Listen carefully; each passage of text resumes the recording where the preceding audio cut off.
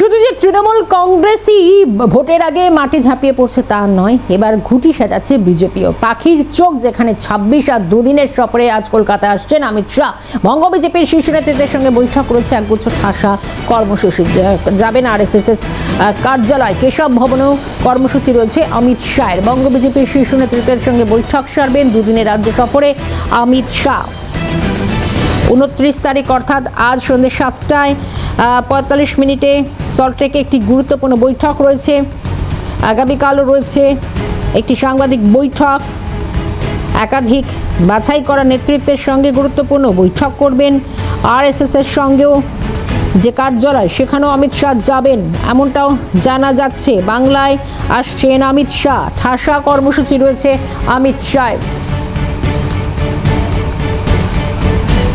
বঙ্গ বিজেপির শীর্ষ নেতৃত্বের সঙ্গে বৈঠক সারবেন অমিত শাহ। কি বলছেন সুকান্ত মজুমদার, দিলীপ ঘোষেরা, শুনবো।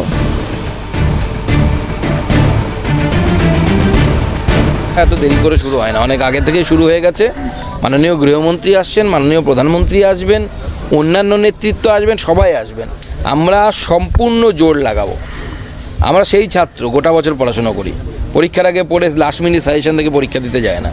আমাদের গোটা বছর সাংগঠনিক কাজ চলে, কখনো সফল হই কখনো বিফল হই, সেটা আলাদা বিষয়।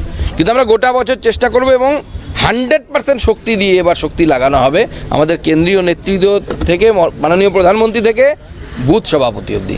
সবাই পরিশ্রম করব আমরা যে যেন এই অত্যাচারী শাসককে আমরা সরাতে পারি। হিন্দু বিরোধী সরকার, জামাতের সরকার, জিন্নার সরকারকে আমরা এখান থেকে সরাবো। ফলাফল ২৬-এর নির্বাচন নিয়ে বিজেপি পুরোপুরি তৈরি, আর তারই প্রস্তুতির কাজ চলছে। সব যেভাবে বিজেপি কাজ করে, নির্বাচন লড়ে, পুরো মেশিনারি রেডি করে। তো আমাদের বরিষ্ঠ নেতারা, তার মধ্যে মাননীয় অমিত শাহ তো প্রথম থেকেই পশ্চিমবাংলার পার্টি তার হাত দিয়েই বেড়েছে, তো তার সবসময় নজর আছে। আর সব কাজের প্রথম থেকে এসে সামনে থেকে উনি নেতৃত্ব দেন।